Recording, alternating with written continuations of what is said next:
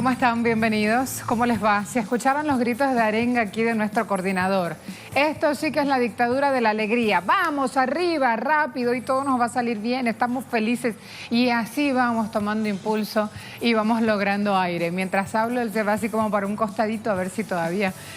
Marcela dice, este es el culpable de que este equipo empiece tan pilas y tan arriba. En Twitter ya colocamos también tempranito las preguntas. Hoy en el Congreso de Brasil se da la segunda votación sobre la reforma jubilatoria.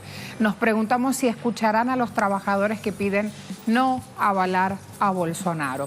Y en Costa Rica también se da una situación social muy especial. Hay 17 sindicatos de la salud que han iniciado una huelga general de 48 horas para exigir el fortalecimiento de los servicios sanitarios. Preguntamos, ¿hay una privatización del sector tal como denuncian los trabajadores? Tenemos presencia en Twitter y tenemos presencia en Instagram. Así que vamos a arrancar. Los invito a que se sumen con nosotros también por esas vías, debatiendo, acompañándonos, compartiendo. Después de un receso de 20 días, el Congreso Nacional de Brasil reanuda sus actividades este martes, en una sección donde se prevé el inicio de la discusión en torno a la reforma a la seguridad social. En la Cámara de Representantes, los partidos de oposición esperan posponer la votación. Sin embargo, en caso de realizarse la sesión, presentarán una serie de modificaciones para el texto que será votado en segunda vuelta. Por su parte, en el Senado, tanto los partidos de oposición como aquellos que apoyaron a Bolsonaro en su campaña presidencial esperan la llegada de la propuesta para realizar una serie de cambios. En caso que este escenario se cumpla, los cambios deberán ser sometidos a la aprobación de la Cámara de Representantes, un proceso que el Ejecutivo intenta evitar. Mientras tanto, en las calles crecen las acciones de protesta en contra de esta reforma, que implica la pérdida de los derechos laborales alcanzados por los brasileños tras años de lucha. Hoy, en Agenda Abierta, conoceremos las implicaciones de esta reforma de seguridad para el pueblo brasileño. Forum muestra este titular. En medio de la crisis, el gobierno de Bolsonaro intenta acelerar la reforma de la seguridad social mientras el Congreso regresa. A pesar de este contexto caótico causado por las declaraciones del presidente Bolsonaro contra los gobernadores del noroeste del país, la Cámara, el Parlamento, empieza este martes el segundo semestre legislativo, centrado en ponerle un punto final a esta reforma de seguridad social, por sí o por no. Señalan que estas declaraciones del presidente Bolsonaro también suman un gran descontento y esto podría verse hoy en el proceso de votación. Algunos medios brasileños, medios de comunicación, dicen que los legisladores rechazan el nombramiento de Eduardo Bolsonaro en la Embajada de Estados Unidos, una designación que también deberá oficializarse esta semana. Allí entonces un clima social convulsionado en Brasil. Y Brasil 247 dice el gobierno de Bolsonaro distribuye fondos a cambio de la aprobación de la reforma de la seguridad social. Al estilo de la vieja política, criticada por el propio Bolsonaro. Su gobierno hoy libera enmiendas parlamentarias buscando garantizar el voto justamente exitoso en esta segunda ronda de debate. En los últimos días, esos ministerios, en especial el Ministerio de Salud, ha tenido que acelerar la entrega de enmiendas parlamentarias. Se reunieron con representantes de otros partidos políticos y allí las prebendas, justamente el yo te doy pero tú me das, está presente también. Luego, vamos a ver el portal Red Brasil Actual. La prisa de Maya por votar la reforma enfrenta una intensa movilización de trabajadores. Esto es lo que está diciendo. Se mueven trabajadores y estudiantes brasileños. Allí ese portal está mencionando esta semana de protesta en defensa de los derechos conseguidos y contra la reforma de pensiones que impulsa el alcalde Rodrigo Maya. Movilizaciones que siguen este martes, 10 de la mañana hora local. Los ciudadanos nuevamente en las calles demuestran que no le tienen miedo a este gobierno del presidente Bolsonaro. Dicen que gracias a las continuas manifestaciones, incluso el Ejecutivo decidió cambiar puntos de esta propuesta de reforma inicial. Aún así, con esos cambios incorporados, la propuesta sigue siendo dolorosa para el ciudadano de a pie. ¿Qué contiene la reforma? ¿Qué contiene lo que se va a votar? Primer punto, jubilación. Los hombres solo tendrán derecho a un beneficio completo con 40 años de aportes. Edad mínima, 65 años. Las mujeres tendrán que contribuir con 35 años de aportes y al menos tener 62 años. Además de trabajar más, el brasileño también ganará menos en comparación con las reglas actuales. Quienes contribuyen durante 15 años, quienes aportan durante 15 años, hoy pueden jubilarse recibiendo el 85% del valor promedio de las mejores contribuciones del 80%. Con esa medida, el trabajador recibirá el 60% del salario base promedio total. Allí van teniendo especificaciones que son válidas para empezar a comparar. Cuando hablamos ahora de los subsidios en los salarios, vamos a ver. Normas actuales. Un trabajador que gane hasta 2 salarios mínimos tiene derecho a la asignación salarial, fondos para desempleados.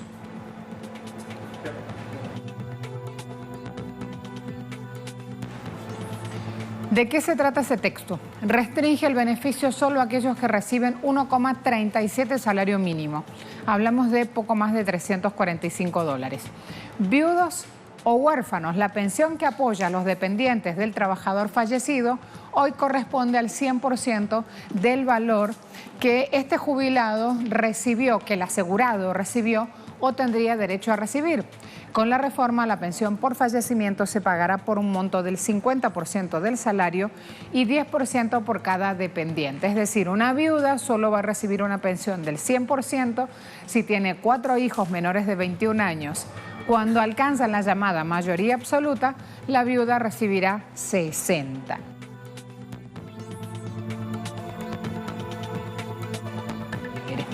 Jubilación por discapacidad. ¿Qué pasa en este caso? Cambia su nombre, ya no va a ser más jubilación por discapacidad, sino por discapacidad permanente. Restringe el número de personas con acceso a este beneficio. Quienes sean titulares de pólizas opcionales, caso amas de casa, estudiantes, desempleados, podrían perder su derecho a este tipo de beneficio. El gobierno lo niega, pero la posibilidad es real. Además, fíjense qué pasa con los pagos por enfermedad. También van a tener su valor promedio. ¿Cómo es esto? Un valor promedio reducido si se aprueba la nueva norma, porque se va a basar en el pago del beneficio del 100% de las contribuciones y no más del 80% como lo es actualmente. Allí van teniendo un panorama que yo sé que es como difícil de precisar entre tanta cosa específica, pero es importante saber que son muchos los aspectos en los cuales los derechos se tornan regresivos, mientras que ya en Brasil hay derechos adquiridos, con lo cual lo que se logró no se puede echar para atrás. Cuidado con la jurisprudencia, hay que aprender a leerlas y nosotros como trabajadores también nos tenemos que llevar un tiempito en esas cosas. De a poco vamos sumando y aprendiendo. Danay Galetti está en Brasil y como ya se espera efervescencia social desde muy temprano, estamos viendo cómo va la calle. Danay, ¿cómo te va? Adelante. Sí, gracias. Un placer saludarte a ti y a quienes reciben la señal de Telesur a esta hora. Como en efecto, tras la decisión del presidente de la Cámara, Rodrigo Maia, de realizar 8 sesiones parlamentarias para debatir, analizar y votar en su segunda vuelta la reforma jubilatoria, las centrales de trabajadores han convocado a realizar manifestaciones, movilizaciones en contra de esta medida que, si bien su texto inicial sufrió modificaciones, todavía vulnera los derechos de la clase trabajadora en Brasil. Específicamente en Brasilia, esta puede acontecer el día jueves, puesto que ese día se prevé que se vote definitivamente la reforma jubilatoria y ahí se concentrarán frente al Congreso Nacional todos aquellos en contra de esta medida que propone un retroceso a los derechos de la clase trabajadora brasileña. También dentro de estas iniciativas está que los miembros de estas centrales de trabajadores han ido a los aeropuertos para hablar con los diputados sobre la importancia de votar en contra de esta medida. Los diputados que vendrían a Brasil a participar de estas 8 sesiones parlamentarias hasta el día jueves, y también marcharán y hablarán con la población para explicar las consecuencias negativas que esta medida puede traer. Sirve de antesala a todas estas iniciativas de la clase trabajadora a la manifestación grande que acontecerá el día 13 de agosto no solo contra la reforma jubilatoria y todos estos retrocesos en materia de seguridad social, sino también en contra de los recortes a la educación y ya están vaticinando que puede ser incluso mayor que las acontecidas el 15 y el 30 de mayo que tenían iguales propósitos. También acontecerá en Brasilia 2 marchas, una de las mujeres indígenas y otra de las margaritas, que es de la clase trabajadora, de la clase rural, de las mujeres rurales brasileñas, y también tienen este propósito de luchar en contra de aquellos retrocesos impuestos por el gobierno de Jair Bolsonaro y otros temas como serían la tierra, el agua, la sostenibilidad alimentaria, el cuidado del medio ambiente. Estas todas las informaciones que tenemos hasta el momento. Yo devuelvo la señal a los estudios centrales. Muchas gracias. Me voy con una jurista, doctora en Derecho, Giselle Ricobón, profesora de la Universidad Federal de la Integración Latinoamericana. Giselle, buen día, bienvenida. Buen día, muchas gracias por una participación más con Telesur. Giselle, hoy tenemos una nueva jornada donde los ciudadanos salen a las calles en Brasil reclamando por lo suyo, reclamando por derechos adquiridos. Sin embargo, Bolsonaro no da con un cambio de intención política, no da precisamente señales de que vaya a echar para atrás su decisión acerca de esta reforma. ¿Qué es lo que pensás que puede llegar a ocurrir hoy en el momento de la votación? Yo creo que debemos primero, se me permite, comprender el contexto general de que se pasa en Brasil, ¿no? Ustedes hablaron bien de las reglas generales de cambio que hacen parte de esa propuesta, pero es importante comprender políticamente que Bolsonaro fue electo para garantizar la propuesta de reforma del sistema de seguridad. Entonces, el mercado, el interés financiero de los bancos estaba todo voltado para la garantía de una reforma estructural en Brasil que va a desaguar efectivamente en un empobrecimiento más fuerte que vivimos en los últimos años de Brasil. ¿De qué estamos hablando? Estamos hablando de una reforma constitucional. O sea, no es un proyecto de ley sencillo, ¿no? Es una reforma, una enmienda a la Constitución que propone una reforma, por lo tanto, más duradera, más permanente y que está a cabo de darse en Brasil. Por ser una propuesta de reforma a la Constitución, necesita 2 rondas en cada casa de nuestro Parlamento. Entonces, debe haber un turno. El primer turno fue votado, una votación expresiva a favor del gobierno. Fueron 379 votos contra 131. Y ahora, en día de hoy, empieza la segunda ronda de discusión en la Cámara de los Diputados, para ahí sí después también pasar por 2 rondas en el Senado Federal. Lo importante hoy es que, claro, hay un favorecimiento a la propuesta porque la primera ronda fue favorable y general al gobierno, a la propuesta del gobierno con algunos cambios, pero por eso el pueblo se organiza porque sabe que duramente la media tradicional está favorable, el mercado se presiona mucho, tanto que la Constitución habla que es necesario entre las 2 rondas 5 sesiones de las cámaras de los diputados para que puedan evaluar la segunda ronda, ¿no? Y están haciendo en 3 sesiones. Entonces, el primer tema de debate hoy será exactamente eso, esa antelación de las sesiones, al contrario incluso de lo que establece la Constitución de Brasil. Estamos hablando, si me permite, de una propuesta que es violentamente contra los derechos de los trabajadores, cuyo propaganda del gobierno es que combate el privilegio, pero como usted presentó las reglas, es dura con los trabajadores más pobres y no está efectivamente atingiendo, por ejemplo, a los magistrados, no está atingiendo, por ejemplo, a los propios parlamentarios como fuerza, no está seguramente atingiendo a los militares, que es la base de apoyo del propio presidente Bolsonaro. Estamos en un tiempo de crisis, de un gobierno que no propone nada que no sea la destrucción de los recursos naturales, de la educación pública, del sistema de empleo de nuestro pueblo. Es un momento muy crítico, efectivamente.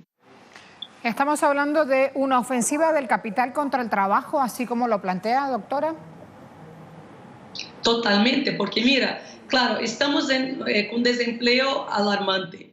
cuanto más desempleo, menos gente va a contribuir con el sistema de seguridad, ¿no? Entonces la idea es fragilizar, flexibilizando las reglas, fragilizar el sistema de seguridad, provocar el desempleo para que el valor del trabajo sea nada. O sea, además de eso, ¿no? Estamos viendo reglas de fiscalización menos duras en relación a trabajo esclavo, ¿no? En relación a todo lo que sea, significa la protección del trabajador, como por ejemplo las reglas de prevención de accidentes, ¿no? O sea, es una investida para que el trabajador no tenga valor más ninguno en relación al capital, en relación a aquellos que contratan la fuerza de trabajo y sobre todo el mercado hablando de autonomía, de gente que puede vivir sin la relación formal de empleo. O sea, estamos hablando de un futuro incierto, de un futuro donde la gente, usted planteó muy bien, la gente más pobre, la gente incapacitada, la gente que necesita de un beneficio social mínimo para vivir porque ya es pobre, la gente que necesita, por ejemplo, de la seguridad por enfermedad, está siendo realmente atacada por esa reforma que es brutal con el pueblo, ¿no? La gente que tiene más privilegios, con los sueldos máximos, los sueldos amplios en relación, por ejemplo, al servicio público.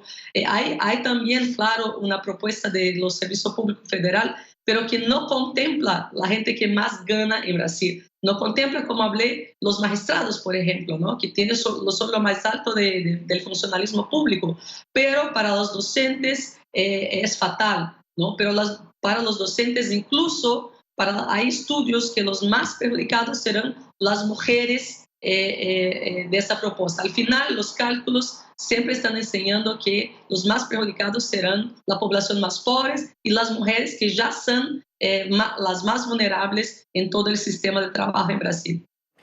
No protestan los empresarios por el elevado costo financiero, no protestan por los impuestos, no protestan por las tarifas de los servicios públicos hoy privatizados, protestan porque justamente no pueden despedir cuándo, cómo y con el modus operandi que vienen siguiendo a los trabajadores. Estamos hablando entonces que los derechos socioeconómicos de estos trabajadores son los que quedan en el aire.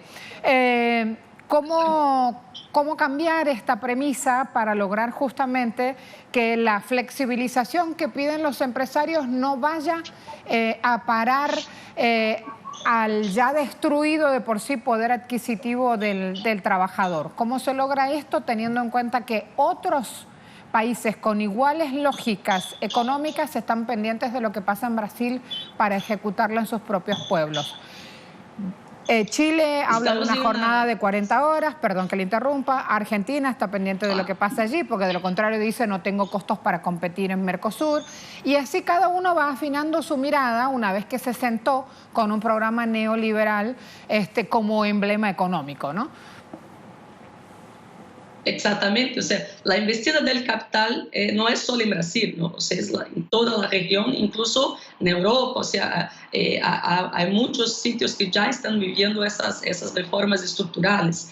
Mira que no es fácil porque hay un interés económico que está directamente involucrado en el Parlamento. El presidente Bolsonaro concedió muchas enmiendas parlamentarias para ganar votos en relación a esa reforma. La media, la prensa, está todos los días presionando por la aprobación de esa reforma. O sea, como son reglas difíciles de comprensión, el pueblo se queda también un poco confuso de lo que exactamente está en juego, ¿no? O sea, el combate es terrible porque estamos hablando de un combate contra informaciones de grupos muy poderosos que no representan el interés del pueblo en nuestro Parlamento. Lo que podemos hacer, como usted planteaba, es presión, salir a la calle. Hablaron bien que el 13 de agosto va a haber una nueva huelga general, es enseñar a la gente o informar que esta reforma no es favorable a los trabajadores, ¿no? Es exigir de los gobernadores, exigir de sus parlamentarios que proteja, o sea, hacer presión. Yo no veo otra salida a no ser hacer presión. Estamos en un momento crítico porque el presidente no para de hablar tonterías, justamente para desviar el foco de las reformas estructurales, ¿no? O sea, siempre que habla tonterías en la red, tonterías que son agresivas, violentas, como como el caso de la gente del Nordeste, ¿no? Eso hace que los focos de lucha sean muchos, porque estamos los vulnerables en relación a género, a LGBT, a los indígenas, todos están a todo tiempo teniendo que sacar lucha para contener los avances del neoliberalismo que están súper bien representados en ese gobierno, ¿no? Entonces es una lucha brutal, desfavorable, pero que necesita ahora unión, que necesita ahora esclarecimiento de información para que la gente pueda insurgirse contra los parlamentarios que están ahí, beneficiándose de esas reglas de transición que van a poner a Brasil en muchos años de empobrecimiento y con eso violencia, falta de acceso a la enseñanza pública, o sea, serán muchos años de retroceso que van a poner a Brasil en una situación de miserabilidad incluso mayor de lo que estamos viviendo todavía en Brasil hoy. Muchas gracias por este tiempo. Hasta la próxima. Muchas gracias por la oportunidad. Hoy en el Congreso de Brasil se da la segunda votación sobre la reforma jubilatoria, dijimos. Nos preguntamos si escucharán a los trabajadores que piden no avalar a Bolsonaro. 17% de las personas que respondieron esta pregunta en Twitter dicen sí. 68% dice no van a escuchar a los trabajadores. 15% dice no sé. Allí precisamente un horizonte abierto. Hay algo muy importante para los que empiezan a buscar bibliografía, empiezan a comparar las situaciones en los países a raíz de lo que está pasando en Brasil. ¿Por qué digo que lo que pasa en Brasil luego va a ser punta de eje para repetirlo en los modelos económicos del presidente Macri en Argentina, de Piñera en Chile y de otros presidentes con programas neoliberales ejecutados en sus economías? Les doy solo, por ejemplo, lo que pasa en Chile. En Chile está vigente el Código del Trabajo, artículo 161. ¿Qué dice ese artículo? Literal. Así, literal quiere decir, le leo tal cual el artículo, lo tengo acá. El empleador podrá poner término al contrato de trabajo invocando como causal las necesidades de la empresa, establecimiento o servicio, tales como las derivadas de la racionalización o modernización de los mismos. Por ejemplo, usted tiene un telefonista, un empleado que atiende el teléfono, decide comprar una máquina, un IBR, pone una máquina para recibir esas llamadas, directamente puede despedir. Siguiendo este artículo 161, puede despedir a ese trabajador porque ya no le es útil a su empresa o no cumple la función para la cual usted lo contrató. Luego, otras causas, bajas en la productividad. Si el hombre al frente del comercio le dice, mire, yo no vendo como vendía antes, usted no tiene nada más que hacer acá, se le acabó su trabajo. Cambios en las condiciones del mercado o de la economía que hagan necesaria, y en vez de decir despido, el artículo 161 en Chile dice que hagan necesaria la separación de uno o más trabajadores. ¿Por qué si hablo de Brasil me voy a Chile? Para tratar de darle un aire ahí y de decirle, no pasa solamente por Brasil, pasa de un modelo que se está aplicando en nuestra región con estos gobiernos neoliberales sentados en las sillas presidenciales. Que nosotros, cuando vamos a votar, tenemos que conocer esto, tenemos que saber, está bueno que nos informemos, que aprendamos, que preguntemos, porque esto que hacen en nuestros pueblos nos pega de lleno a nosotros, a los trabajadores. Cuando le digan, voy a bajar la jornada laboral de 45 a 40, de 48 a 45, ¿y en qué contexto? ¿Y cómo lo van a hacer? ¿Y cómo me afecta a mí? ¿Y qué va a pasar a mí si soy trabajador temporario, si soy trabajador fijo de nómina? Por ahí va la cosa. Usemos estos espacios justamente para entre todos darnos una mano y conocer más de estas cuestiones. Nos va a servir como ciudadanos a la hora de tomar decisiones tan importantes como la del voto que elige a quien nos gobierna. Vamos a ir a una pausa y vamos a sumar también algunas otras imágenes. Ya en un ratito, cuando volvamos, vamos a hablar de un país donde parece que todo es maravilla, el paraíso terrestre aquí en esta orbe, y resulta que Costa Rica tiene problemas y gruesos de fondo y no lo sabemos porque los medios de comunicación no lo cuentan, no lo difunden y ahí se queda. Pausa rápida, ya volvemos.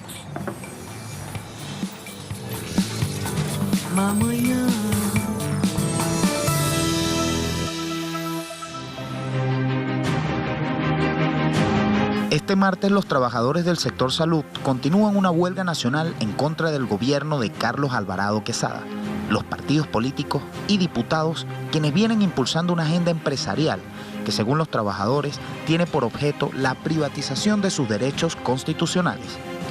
Al paro ha contado con la solidaridad de la Iglesia, sectores sociales, el movimiento estudiantil y las juntas de salud, quienes rechazaron la aprobación de la Ley de Fortalecimiento de las Finanzas Públicas, que violenta la autonomía constitucional y dejando en manos del gobierno la decisión arbitraria de cuánto se debe invertir en la prestación de los servicios de salud, en la calidad y cantidad de medicamentos, construcción de nuevos centros de atención, compra de equipos médicos, tecnologías y recursos humanos. Además, exigen la derogación de una reforma a la Ley General de Concesiones que permite la privatización en la administración de centros de salud en la Caja. ¿Estará el gobierno costarricense preparado para un diálogo con los trabajadores? Hoy, en Agenda Abierta, visibilizaremos las exigencias de los profesionales de la salud y analizaremos el plan de destrucción, como ha sido calificado por los trabajadores, del sistema de salud público costarricense.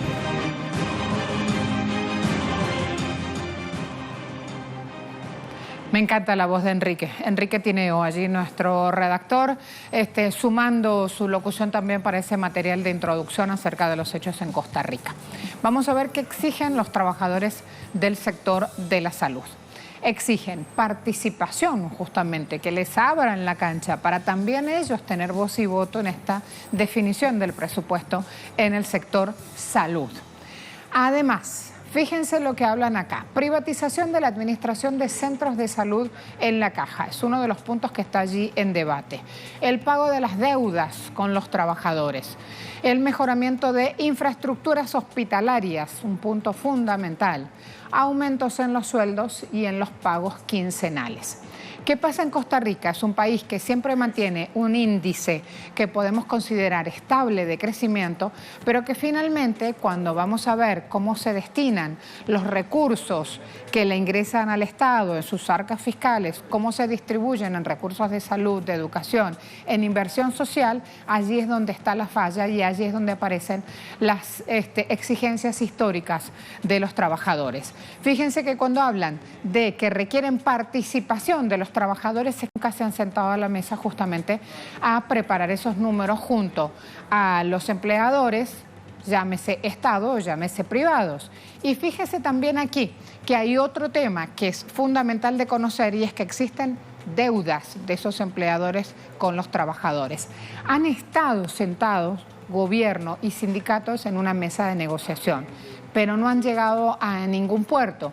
Y de hecho no solo no llegaron, sino que esa mesa se levantó. Por eso aparece una medida que es considerada extrema como una huelga general en respuesta a toda esa situación, a ese diálogo trunco, a ese cierre de conversaciones que marca entonces un panorama triste para los trabajadores. Quiere decir que van a seguir igual o peor que antes. Fernando Francia con nosotros. Fernando, bienvenido.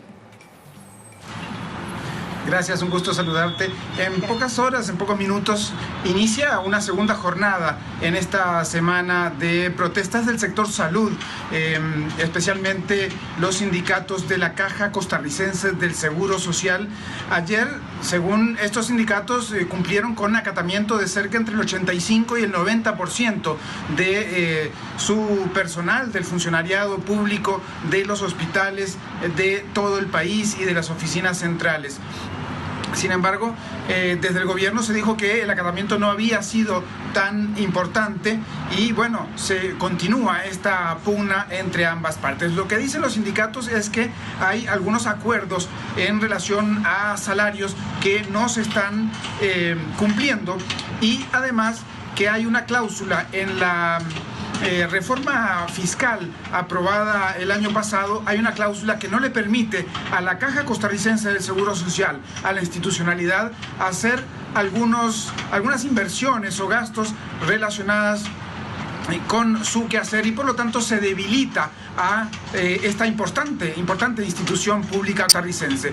Son entonces varios aspectos que reclaman los sindicatos. Por un lado, el tema salarial y por otro lado, el tema de la protección de la propia Caja Costarricense del Seguro Social en relación con sus inversiones y con el funcionamiento idóneo que los sindicatos quieren para el país. Recordemos que es un seguro social universal en Costa Rica y que es uno de los baluartes del desarrollo social del país, la Caja Costarricense del Seguro Social. Continuará entonces durante todo el día de hoy este paro y se espera que comiencen negociaciones. Por otro lado, otros sindicatos del sector público anunciaron que es el día jueves que van a comenzar diálogos con el gobierno. Es el espacio multisectorial social que comenzará un diálogo este jueves aquí en Costa Rica. Gracias, Fernando. Fíjate que está la situación en Costa Rica. Decimos que hay 17 sindicatos de la salud, no hay un número muy alto de habitantes allí. Sin embargo, hay 17 sindicatos solamente de la salud, con lo cual tienen tablas salariales disímiles, porque no es lo mismo trabajar para el sector público que para el sector privado, no es lo mismo trabajar en un horario o cumpliendo tal tarea que otro. Así que conocer esta información y llegar a chequear ese dato y estas diferencias económicas que tienen, justamente nos da un panorama completamente distinto de lo que pasa. Por ejemplo, si yo voy a ver aquí abajo del reporte de Fernando Francia, si voy a ver, empresas de servicios públicos van por un lado, administración pública y defensa va por el otro, bancos del Estado va por el otro. Sí, ya voy en 3 puntos entonces, donde voy mencionándoles tres secciones. Luego de esto, fíjense, 16.500 trabajadores con salario promedio de 1.081 van a las empresas de servicios públicos. A la administración pública y defensa hay 134.000 trabajadores con 1.064 y 19.000 trabajadores con salario promedio de 1.061. Si me voy a los del sector privado, hay más de 1.300.000 trabajadores con un salario promedio de 564 y estoy refiriéndome siempre a la moneda de Costa Rica. Luego, en la industria voy a tener otro sueldo, 608, en comercio 477, en construcción 400, en agricultura 336 y en turismo 377. ¿Cuál es el gran dilema? Como una minoría de salarios tiene el doble de remuneración que el promedio del sector privado. Esto es muy importante de entender para justamente conocer cómo esta productividad de los sectores va justamente en función del sueldo. No, dice acá. Se entiende ahora la necesidad de una regla fiscal, ley del empleo público y reforma del Estado, es lo que hablan los empresarios. Como respuesta, estamos hablando que los trabajadores están en la calle defendiendo a capa y espada lo que han conseguido. Así entonces tienen la cantidad de información vertida en esta radiografía de los salarios en Costa Rica. Es una recopilación que está hecha desde aquí y que aprovechamos tomando como fuentes el diario El Observador y el recopilamiento estadístico que hace un economista, en este caso Gerardo Corrales. Hay gente que se ha tomado la tarea de ver todos estos números y compararlos. Me voy a ver ahora la pregunta en Twitter, justamente de Costa Rica, a ver cómo nos va. ¿Qué es lo que están respondiendo ustedes hasta ahora? Fíjense que cuando uno habla de Costa Rica es tan poco lo que se conoce que el volumen de votos que llevamos es solamente 70 votos. A esta hora, cuando hablamos de otros temas más generales y más públicos, por decirlo así, o más conocidos, nunca baja de 150 votos la participación a nuestras preguntas en red social. En Costa Rica, ¿hay una privatización del sector de la salud tal como denuncian los trabajadores? Esa es nuestra pregunta. 76% dice sí, 1% dice no, 23% dice no sé. Ahí van teniendo un poco más de lo que está ocurriendo en ese país. Vamos a sumar otras informaciones, vamos a ver también otros puntos, ¿sí? Un videíto donde aparecen otras cuestiones. Primera vez en Latinoamérica donde sentaron a un perro de solamente 2 años y 2 meses a un juicio por maltrato. Y uno dice, ¿esto está pasando? Hablamos de temas laborales tan gruesos, de problemas sociales en nuestros pueblos y hay alguien que usa el dinero, en este caso el presidente de un tribunal de Costa Rica, para ir a un juicio donde el acusado es un perro. Cosas que pasan.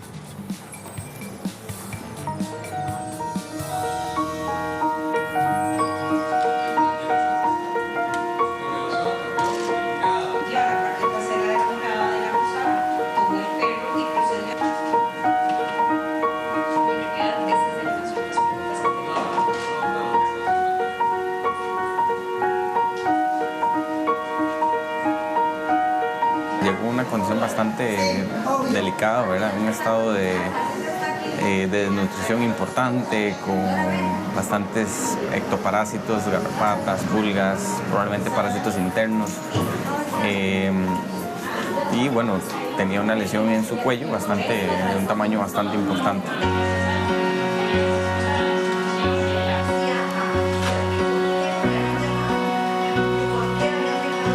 Y es cierto que él no va a decir nada, pero es un símbolo de que estamos aquí luchando por los derechos de los animales.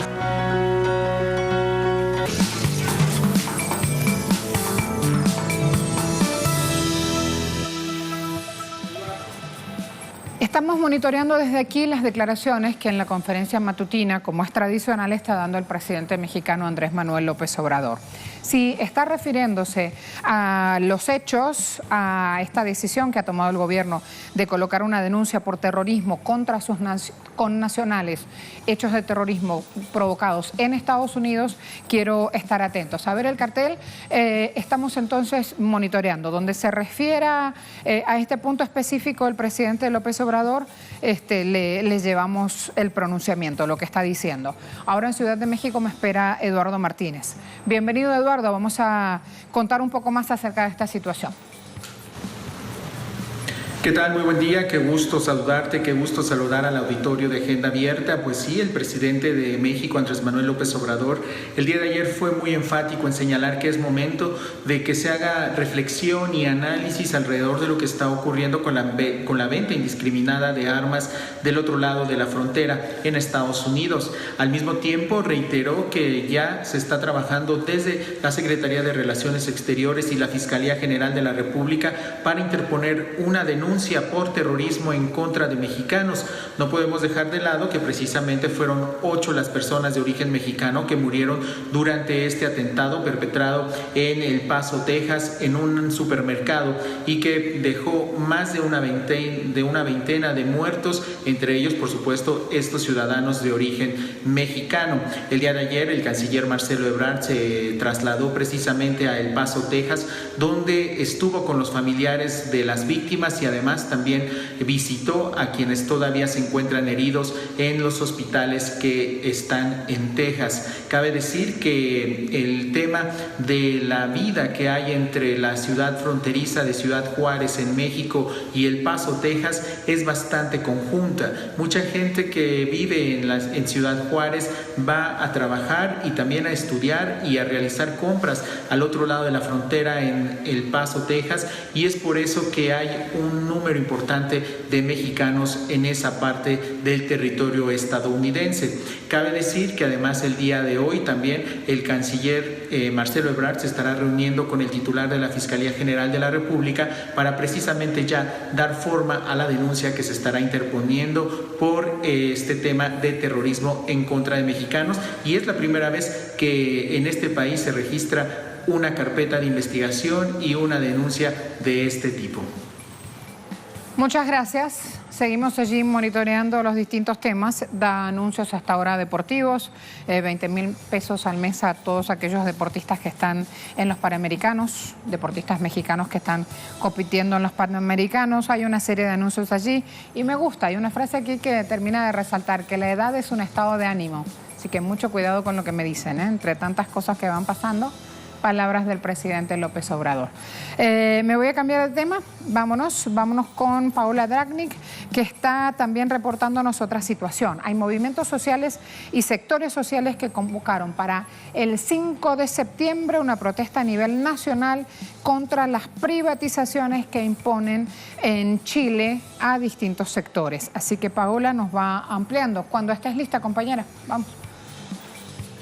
Así es, una gran jornada de protesta nacional que se ha convocado para este próximo 5 de septiembre y que está haciendo un llamado desde las bases, desde los movimientos sociales, estudiantes, trabajadores, mujeres, migrantes, el sector de medio ambiente y distintas agrupaciones que a lo largo del país se han visto afectados por este modelo de desarrollo neoliberal que fue impuesto durante la dictadura de Augusto Pinochet y profundizado durante los años de democracia. Ese es justamente justamente la descripción que hacen todos estos movimientos sociales unidos de forma tremendamente transversal, como no veíamos hace mucho tiempo para esta gran jornada de protesta nacional. Han dicho que un sentimiento de rabia y de impotencia está recorriendo el país y que va a ser este 5 de septiembre cuando se va a conocer justamente cómo está esta impotencia, esta rabia que en los movimientos sociales que durante años han estado protestando justamente por este modelo y las distintas repercusiones que hemos visto sectorialmente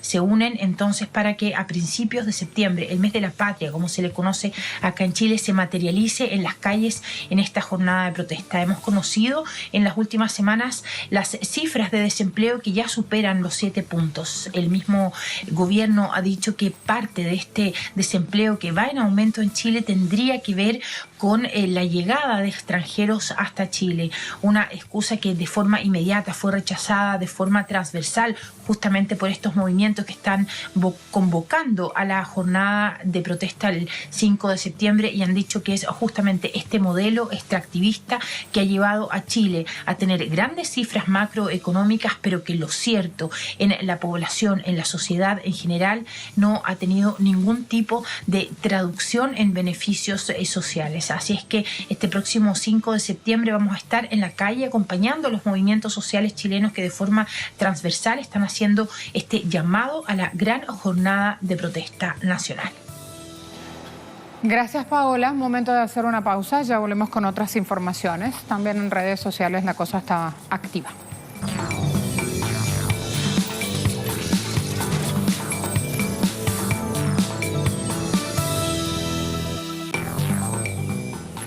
Se viene el mundo de los deportes. A ver, vamos a movernos en esa dirección, en ese sentido. Oro y plata, Juegos Panamericanos. Vamos a ver. Empecemos hablando de las novedades que le deja a Venezuela justamente este gran equipo de esgrimistas. Rubén Limardo ganó medalla de oro en una final considerada histórica porque competía contra su hermano menor, Jesús Limardo. Los Limardo, orgullo de esta tierra realmente. Rubén consiguió revalidar su título de la edición 2015 de los Panamericanos de Toronto. Se impuso 15-8 ante su hermano Jesús, quien terminó entonces con la medalla de plata. Ambos venezolanos batallaron para conseguir su pase a la final. Rubén superó al cubano Junior Reitor. En ese caso era más ajustadito el resultado, 10-9. Por otro lado, Jesús se impuso 11-10 ante un colombiano, John Rodríguez. Cuando hablamos de las medallas de bronce de esta disciplina, terminaron en manos de Reitor Rodríguez y Rodríguez respectivamente. Y el presidente Nicolás Maduro se pronunció sobre esto. Justamente allí ven un tuit, suena el himno nacional en Lima. Si pueden lo oímos porque es un momento bien bonito, conmovedor. Oro y plata, orgullo nacional.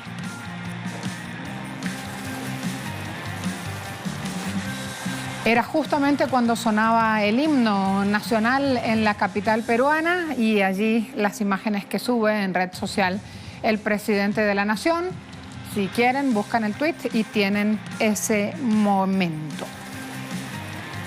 Voy a cambiar, me voy a un club francés hablando de fútbol, justamente con el presente de un hombre que va a hacer carrera, estoy seguro. El Olympique de Marsella se llevó a Darío Benedetto, el delantero argentino.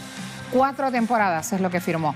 El jugador viene o llegó procedente de Boca Juniors, se une al club francés después de algunas semanas de sí, pero no, no, pero sí, no sé.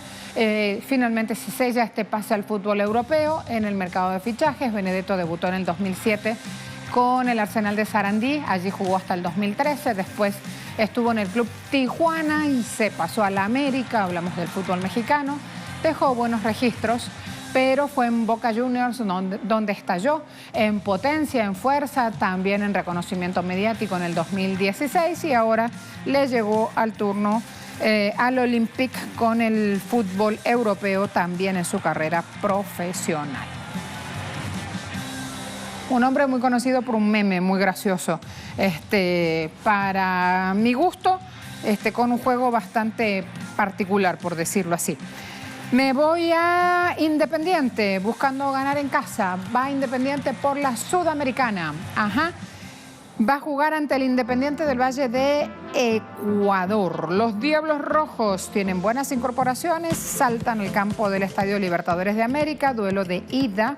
La idea es sumar puntos que le ayuden a evitar problemas cuando le toque justamente avanzar en el partido de vuelta ante los Rayados del Valle. No llegan los Rayados como favoritos a la serie, pero por supuesto cada uno cuando va quiere ganar, quiere lograr el objetivo final.